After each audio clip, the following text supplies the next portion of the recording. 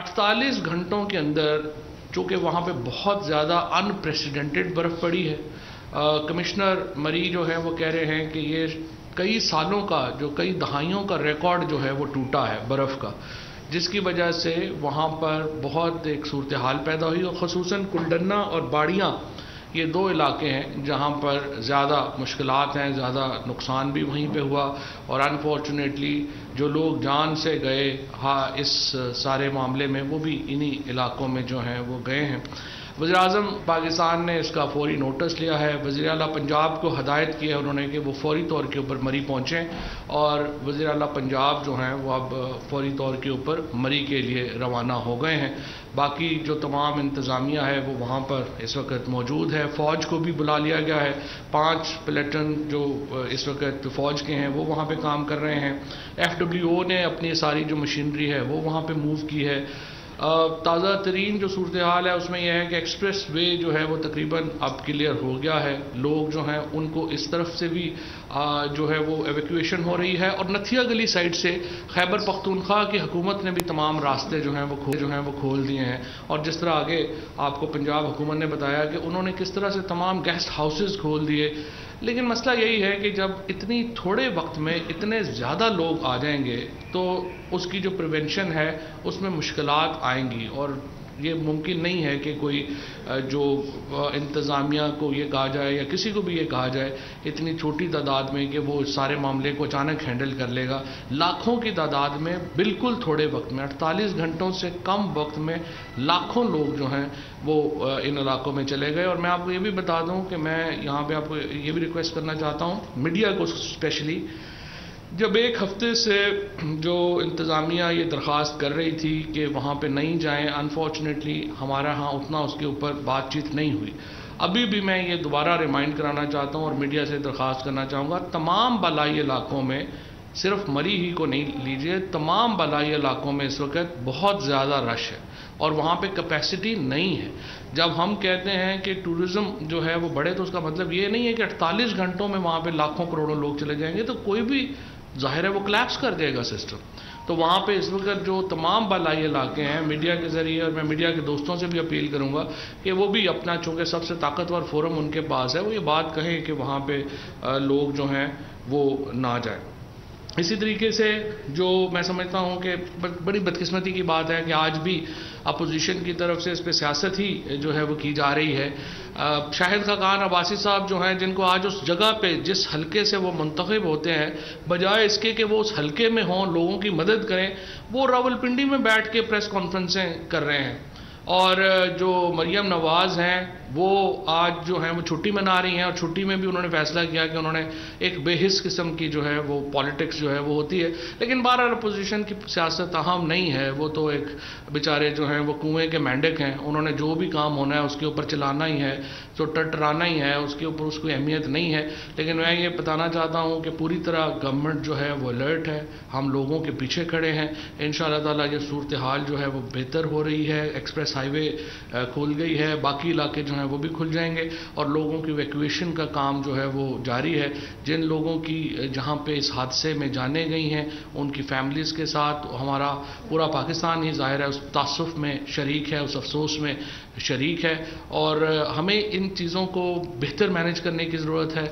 लेकिन ये बात भी एक काबिल गौर है, एक हमें सोचना चाहिए कि जितना भी आप बेहतर मैनेज कर लेंगे, अगर इतनी ज़्यादा तादाद में लोग जाएंगे मुश्किल हो जाएगा।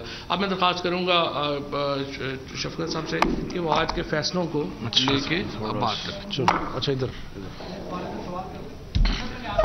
नहीं, पहले वाक़या है, इस पे मीटिंग में भी बहुत ही अफसोस का इजहार किया गया और पार्टी कारकुनों को, सारी पंजाब के जो कारकुन हैं और जो तंजीमें हैं, उनको ये कहा गया कि वो अपने अपनी तरफ से जो भी मदद कर सकते हैं लोगों की वो करें।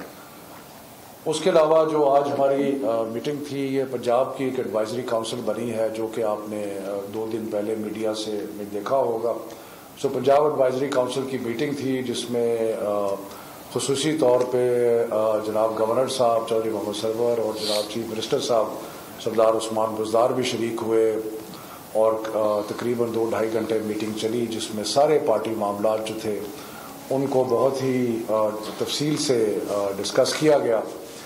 और उस एक बड़ा इम्पोर्टेंट फैसला हुआ कि हमारी तंजीमात जो हैं वो क्या, उनका स्ट्रक्चर क्या होगा। तो उस सिलसिले में यह फैसला किया गया कि एक तो सूबाई तंजीम होगी और सूबाई तंजीम जो है उसके मुख्तलिफ ओहदेदार भी होंगे और सूबाई एडवाइजरी काउंसिल होगी जो कि जिसकी मीटिंग थी आज। उसके बाद फैसला किया गया कि जो अगली सतह जो है हमारे स्ट्रक्चर की वो ज़िला की सतह है, उस पर तंजीम बनाई जाएगी। और बहुत ही इम्पोर्टेंट फैसला किया गया कि ज़िले के बाद जो तहसील के बजाय जो प्रोविंशियल असेंबली का हल्का है उस पर तंजीम जो है वो बनाई जाएगी। और उसके बाद नेचुरली जो सबसे नीचे वाला टियर है वो है विलेज काउंसिल और नेबरहुड काउंसिल जिस पर तंजीम बनेगी।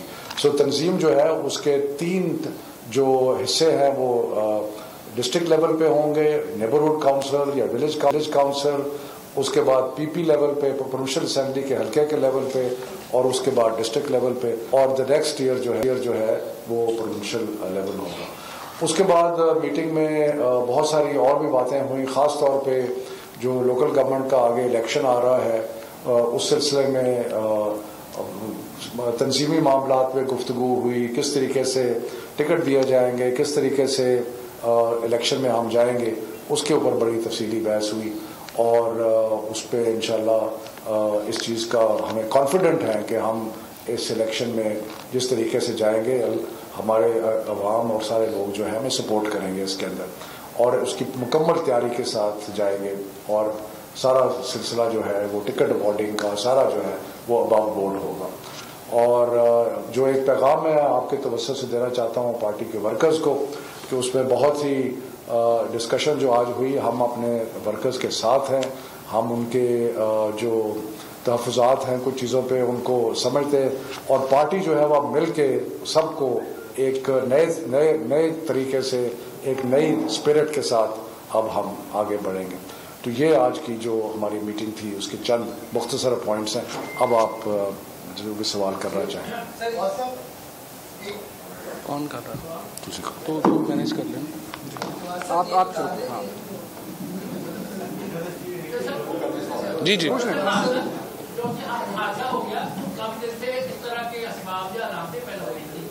लेकिन एक एडमिनिस्ट्रेशन की चीज होती है, वहाँ से टोल प्लाजा से जितनी गाड़ियाँ जाती हैं तो कोई रिकॉर्ड होना चाहिए कि सड़कों की कैपेसिटी, मोटरों की कैपेसिटी उस हिसाब से आपको प्लानिंग करनी चाहिए, ऐसा कि नहीं। ये बात आपकी बिल्कुल दुरुस्त है, लेकिन मैं आपको बताना चाहता हूँ कि 1 हफ्ते से इंतज़ामिया यही कह रही थी जो आप कह रहे थे कि आप गाड़ियाँ यहाँ पे नहीं आए, लेकिन हुआ ये है कि गाड़ियाँ कोई हफ्तों में या महीनों में नहीं दाखिल हुई, ये तो 24 घंटों में दाखिल हो गई। और आप ये देखिए कि जब अगर आप इतनी गाड़ियां जब सड़क पे आई, जब उन्होंने रोका तो फिर वहां पे और प्रॉब्लम जो है वो खड़ा हो गया, वहां पे तो क्योस मच गया। जो एक ह्यूमनली पॉसिबल मैयर्स थे वो तो उन्होंने लिए हैं, लेकिन जिस तरह से मैंने आपको, अगर किसी के घर में बगैर बताए अचानक 5000 बंदा आ जाएगा तो वो क्या करेगा, वो तो बेबस है। इसमें बिल्कुल आपकी बात ठीक है, जैसा प्राइम मिनिस्टर साहब ने आज जो है ये अपना इंतज़ामिया का जो मौका है उसके ऊपर भी एक्शन लिया है, लेकिन दूसरी तरफ ये भी हमें एहसास रहना चाहिए कि ये पाकिस्तान में एक नॉवल सिचुएशन पैदा हुई है। इससे पहले अचानक इतनी इस तरह का जो इन्फ्लक्स है वो हुआ भी नहीं है, और आपकी बात ठीक है, इस मामले से सीख के आगे बढ़ने की जरूरत है। चौधरी साहब, गुजारिश ये है कि आप कोई होटल में रश हो तो उसका भी आप क्रेडिट लेते हैं कि महंगाई नहीं है, देखिए होटलों में रश है, मोटरसाइकिल ज्यादा बिके तो आप उसका भी क्रेडिट लेते हैं। क्या ये कोई क्रेडिट लेने का सिलसिला था कि इतना रश आपने पिंडी में जाने दिया मरी में, कि बाद में हम ये कहेंगे कि मैं देखिए गुर्बत नहीं है पाकिस्तान में, मरी में तो इतने लोग आए हैं, क्या ये कोई क्रेडिट की वजह थी या बाकी थी? सही, पहली बात तो यह है कि लुट गए, मर गए, बर्बाद हो गए, एक थीसिस है जो आप दे रहे हैं। एक थीसिस है कि ऐसा नहीं है, और पाकिस्तान के अंदर जो मुआशी सूरत हाल है वो बेहतर हुई है, और जाहिर है कि आप जब सियाहत के लिए लाखों लोग निकलेंगे तो ये कोई लुट गए, मर गए, बर्बाद गए, हो गए सिनेरियो तो नहीं है। मेरे ख्याल में सियाहत के लिए लोगों का जाना जो है उसको डिस्करेज करने वाली तो कोई बात नहीं है, और जो बंदे भी ऐसी मनफी सोच रखते हैं ये तो उनकी सोच हो सकती है। मेरी नज़र में सियाहत के लिए तो लोगों का निकलना खुश आइंद है और पाकिस्तान में हम चाहते हैं। अलबत्ता जिस तरह से आपके कोलीग ने ये कहा कि चूंकि एक इतना ज़्यादा बड़ा एक वाक़ इस तरह का हुआ, इससे सीख कर अगली मैनेजमेंट करने की ज़रूरत है, उसके ऊपर इंशाल्लाह ज़रूर तो। अच्छा खान साहब ये बताते हैं कि हुकूमत जो है एक आदमी करेगा पता नहीं चलेगा। हुकूमत टूरिज्म के हवाले से बड़ी खुशी का इजहार करती रही कि इतनी तादाद के अंदर गाड़ियां वहाँ पे ये प्रमोट हो रही है सियाहत जो है, तो उस मिसमैनेजमेंट उसकी है ये। अच्छा दूसरा सवाल ये कि आपने अब्बासी साहब के ऊपर जो है अभी तनकीद की है, तो आपके सदाकत अब्बासी समेत तो मरी के जो आपके मुंतखब नुमाइंदे वो कहाँ पे है, वो तो कहीं नजर नहीं आए। ये शफकत साहब बता दें, सदाकत अब्बासी साहब आ रहे थे क्योंकि वो मेंबर थे हमारी provincial advisory Punjab advisory council के। वो जब उनको ये पता चला वो फौरन वापस गए और इस वक्त मरी में मौजूद है। इस वक्त मरी में गोल्डन नाम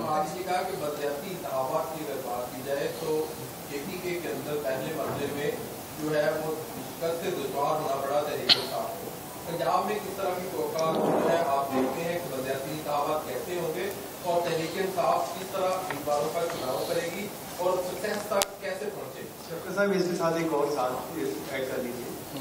आपने कहा कि हम पूरी तैयारी के साथ जाएंगे। 3.5 साल से जो आप लोग वादे करके आए थे वो सारे के सारे एक आम तबका जो बिजनेसमैन की बात ही कर रहा है, एक आम तबका खासा परेशान है, महंगाई हो या कुछ भी हो, इसकी तैयारी तो नहीं आपने की 3.5 साल में। बिजनेसमैन भी परेशान नहीं है, किसान भी परेशान नहीं है, कंस्ट्रक्शन वाला भी परेशान नहीं है, तो यही पाकिस्तान के शहरी है ना, बाकी पता नहीं कहाँ। अच्छा बहरहाल मेरा ख्याल है कि जो हम टिकट देने की बात आपने की है वो उसमें मुख्तलिफ सतह हैं जिस पे टिकट होंगे। अभी एक्ट पास होना है, उसके अंदर कई मदरजात जो हैं वो बाद में सामने आएंगे, लेकिन जो नेबरहुड काउंसिल है, जो विलेज काउंसिल है, उसको प्रोविंशियल असेंबली के लेवल पे जो स्टेक होल्डर्स हैं एक पूरी तंजीम बनाई जाएगी जो कि टिकट अवार्ड करेगी विलेज काउंसिल के लिए और नेबरहुड काउंसिल के लिए। उसके जो ऊपर है उसमें डिस्ट्रिक्ट लेवल ऑब्वियसली इन्वॉल्व होगा और प्रोविंशियल लेवल जो है वो इन्वॉल्व होगा, जो डिसाइड करेगा कि मेयर के कैंडिडेट कौन होंगे, डिस्ट्रिक्ट के जो चेयरमैन है उसके कैंडिडेट कौन होंगे, तो वो एक डिस्ट्रिक्ट लेवल पे और प्रोविंशियल लेवल पे डिसाइड होगा। आपका साहब ये बताइए कि जनूबी पंजाब में जो है नाराज लोग जो है उनके साथ कोई आपके मामला तय हो रहे हैं या नहीं हो रहे? जिस तरह के तरजीह तरीन है वो ये कहते हैं कि अगर मामला ऐसे हुए तो ये जहाज जो है इसका रुख किसी और तरफ भी हो सकता है। क्या आप वहाँ पर इस सूरत हाल में कोई कामयाबी हासिल कर पाएंगे या नहीं? ये तो एक सियासी बयान है, सियासी बयान इस किस्म के आते रहते हैं, लेकिन अब आपने देखा है कि जनूबी पंजाब में भी नई तंजीम बनाई जा रही है और उसका भी मैंडेट वही है जो हमारा है कि हमने जितने भी मसाइल हैं उनका हल करना है, वर्कर्स को एक नई रूह जो है उनमें फूंकनी है, और तो ये सारी चीज़ें जो है वो साउथ पंजाब में भी होंगी। एक मिनट जरा वो खातून को अब एक मिनट जरा सदफ कर ले, सदफ को भी देने दे, खवातीन को भी मौका। एक मिनट सदफ को कर लेना ना। आइन कानून का तकाजा है कि हुकूमत इस वक्त जो है वो इस्तीफा जो हालात जा रहे हैं, तो क्या कहेंगे आप सवाल से? शहबाज शरीफ साहब को कहेंगे कि अभी आप सब्र करें, और आइन कानून का तकाजा तो ये है कि जो आपने गलत एफिडेविट दिया है उसके ऊपर आप जेल जाएं, और इंशाल्लाह अगले हफ्ते ये जो हमारी फेडरल गवर्नमेंट की तरफ से लाहौर हाई कोर्ट में ये फ़ाइल हो जाएगा केस, और इंशाल्लाह शहबाज शरीफ साहब फिक्र करें अपनी सीट की, वो वज़ीर आज़म की तो भूल जाएं, वो अगली दफ़ा MNA भी नहीं बन सकेंगे, 5 साल की डिस्क्वालिफिकेशन है इस केस में। और ख़ास तौर पे जो उनकी जो शहबाज साहब की शान बेनियाजी है कि 16 अरब रुपया उनके अकाउंट में आता है और उनको पता ही नहीं चलता कि कहाँ से आ गया। माशाल्लाह क्या शान बेनियाजी। मैं एक्चुअली ना बहुत ज़्यादा सवाल इकट्ठे हो रहे हैं, लेट द DGPR जो है उनको प्लीज रखें। एक मिनट, हुकूमत की जानिब से दावा किया जा रहा है कि बहुत ही बेहतरीन किस्म का बलदियाती इंतखाबात के हवाले से मसौदा कानून बनाया गया है, तो KPK में भी PTI की हुकूमत है, फेडरल में भी, तो तीनों जगह पे एक ही मसौदा कानून क्यों नहीं दिया गया? तीनों जगह पे मुख्तलिफ मयार क्यों अपनाया गया? हर सूबे के हालात मुख्तलिफ हैं और उसके मुताबिक कानून बनाया जाता है। ये बात सही है आपकी। एक्चुअली बहस हुई थी, हम एक ही निज़ाम चाहते थे, लेकिन हमारे जो अलाइज हैं और बाकी जो बहस हुई है उसमें वो कह रहे हैं कि यहाँ पे आप ज़िले की बुनियाद के ऊपर बलदियाती, एक्चुअली सिस्टम एक ही है, सिर्फ वहाँ पे भी बराह रास्त मुंतखब लोग आए हैं लेकिन तहसील के लेवल पे, यहाँ पे बराह रास्त लोग आ रहे हैं ज़िले के लेवल पे। सो सिस्टम एक ही है। एक अगर DGPR कर रही हैं प्लीज़ उनको करने दें। फिर हाँ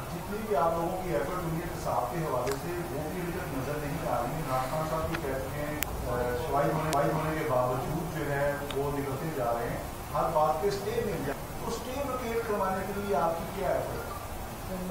सर देखिए, बात यह है, एहतसाब के हवाले से नवाज शरीफ को सज़ा हो चुकी है, मरियम नवाज़ को सज़ा हो चुकी है, शहबाज शरीफ के जो हमज़ा के केसेस हैं वो अदालत में फ़ाइल हो चुके हैं।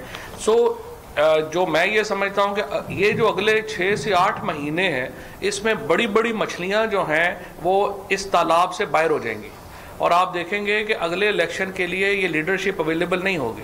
जरदारी साहब का जो ओमनी बस वाला केस, ओमनी बस वाला कह रहा हूँ, ये ओमनी अकाउंट्स वाला जो केस है, उसमें कुछ 12 अरब से ज़्यादा की जो है वो रिकवरी हो चुकी है।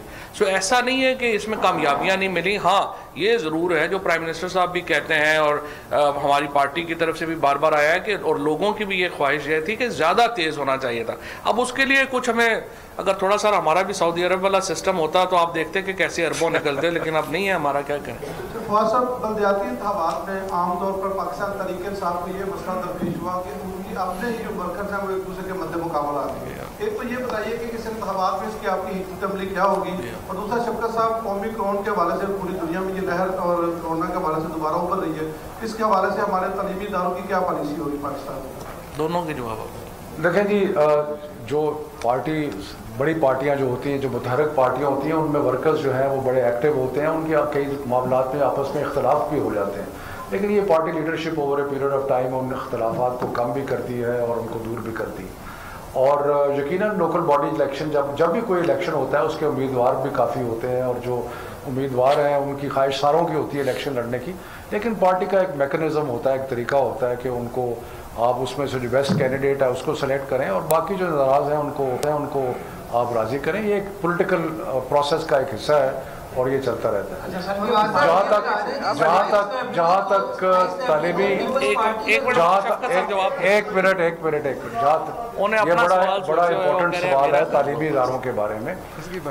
हमने जब से ये कोरोना की वबा फैली है, हमने सारे फैसले बैरून सूबाई जो तालीमी वज़रा की कॉन्फ्रेंस है उसके तहत किए हैं, और अब भी हम मिलके करेंगे। हर सूबे की थोड़ी थोड़ी हालात मुख्तलिफ हैं, लेकिन अमूमी तौर पे अगर हालात बहुत ख़राब ना हो तो हमारी कोशिश होगी कि जो स्कूल्स हैं और जो तालीमी इदारे हैं वो खुले रहें जहाँ तक मुमकिन है।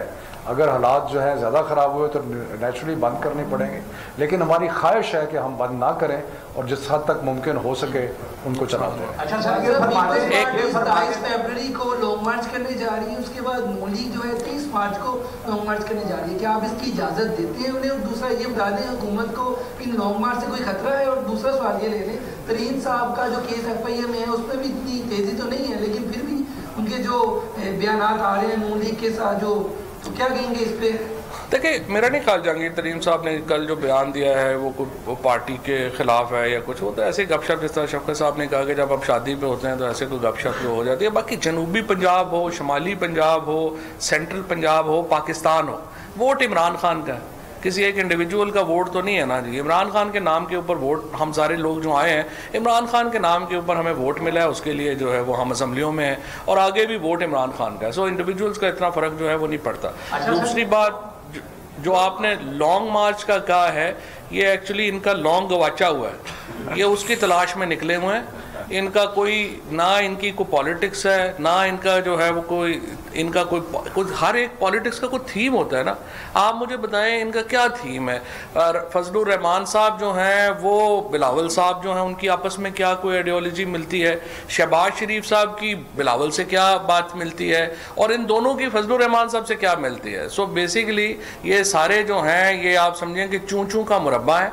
हम इनको अलग-अलग टेंट देंगे ताकि आपस में ना लड़ें। तो ये इस्लामाबाद आए, हम इनको अलग-अलग खैमे लगा के देंगे, जितने लोग इनके हैं खैमों में आ जाएंगे 5-7 में। अच्छा सर, ये फरमा दें कि ये जो ज़िमनी इलेक्शन हुए मुख्तलिफ औकात के अंदर, उसमें बुरी तरह शिकस्त हुई है PTI को, और उसके बाद KP के इलेक्शन के अंदर बलदियाती इलेक्शन में भी। तो कोई आपने अब आइंदा स्ट्रेटजी बनाई है, और दूसरा किसी को जिम्मेदार ठहराया इसकी तहकीकात के नतीजे के अंदर? कोई बात सामने नहीं आई।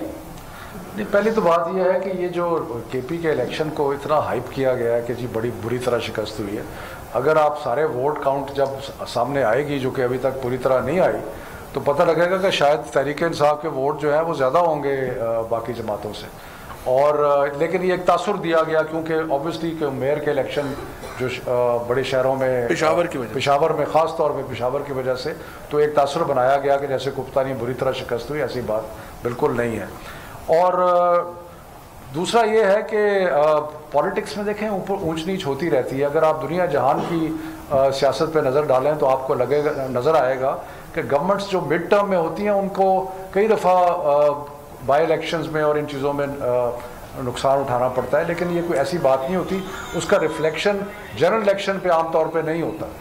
खवाल साहब, ये वज़ीर आला की सीरियसनेस का अंदाज़ा इस बात से हो सकता है, इलेक्शनों की बात हो रही है कि 21 बंदे वहाँ पे मरी में अपनी जान से गए हैं, और यहाँ पे तंजीम साजी का इजलास हो रहा है। नहीं, वो तो मतलब नहीं, उन्होंने तो सुबह ही कर दिया था, उसके बाद वो फौरन निकल गए। वो तो जो ही उन्हें जो वहाँ से क्लियरेंस मिली है वो फौरन निकल गए। अच्छा शफकत साहब, ये एक सवाल है कि आपने यकसा निसाब तालीम तश्कील दिया हर तरफ, इसमें एक तो बाकी सूबों में उनकी मादरी जुबानें पढ़ाई जा रही हैं, हर सूबे में सिवाय पंजाब के कि साढ़े बच्चों को पंजाबी नहीं पढ़ाई जाती, बाकी हर सूबे पढ़ाते हैं।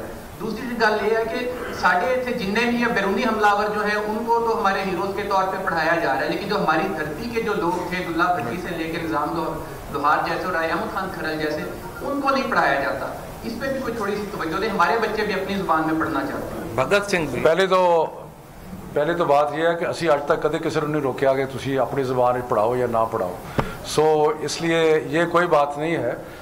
हमने सूबों को ये कहा है कि कंटेंट जो है सिंगल नेशनल करिकुलम का वो तो सेम है, लेकिन अगर वो अपने सूबाई ज़बान में पढ़ाना चाहते हैं तो पढ़ा लें, उसमें कोई ऐसी बात नहीं। दूसरी बात यह है कि अभी तक हमने जो नया निसाब लाए हैं वो क्लास 1 to 5 है, और अभी हिस्ट्री जो है उसमें आगे आएगी, और उसके अंदर ज़रूर जो हीरोज़ हैं हमारे पाकिस्तान के और आलम इस्लाम के जो हीरोज़ हैं उन सब का जिक्र होगा। और इस वक्त मैं स्पेसिफिकली किसी का नाम नहीं लूँगा, लेकिन इंशाल्लाह पूरा उनको कवर करेंगे। तो साहब, आपकी जो टाइगर फोर्स थी, डार साहब जहाँ बैठे बड़े खामोश लगता है, वो जिस तरह उनकी टाइगर फोर्स सोई हुई है वो भी थके हुए हैं।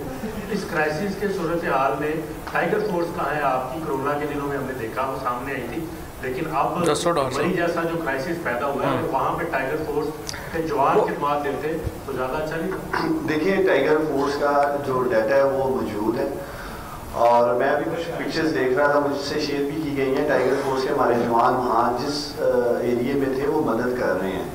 अभी मैं रावलपिंडी में भी देख रहा था, सर्दी में टाइगर फोर्स हमारी खैमों के बाहर बना गाँव में हेल्प कर रही है, और इसमें कोई शक नहीं है ये पाकिस्तान के कौमी हीरोज हैं हमारे टाइगर फोर्स के जवान। जब सारे छुपे बैठे थे कोरोना से तो यही बाहर आए थे और बड़ा ज़बरदस्त इन्होंने काम किया, और इंशाल्लाह ताला आगे भी जब भी पाकिस्तान में एक मुश्किल वक्त होगा, पाकिस्तान के ये बहादुर नौजवान पेश होंगे।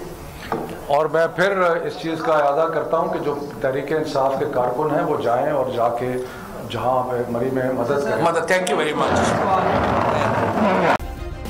सब्सक्राइब करें और बेल दबाएं ताकि कोई खबर रह न जाए।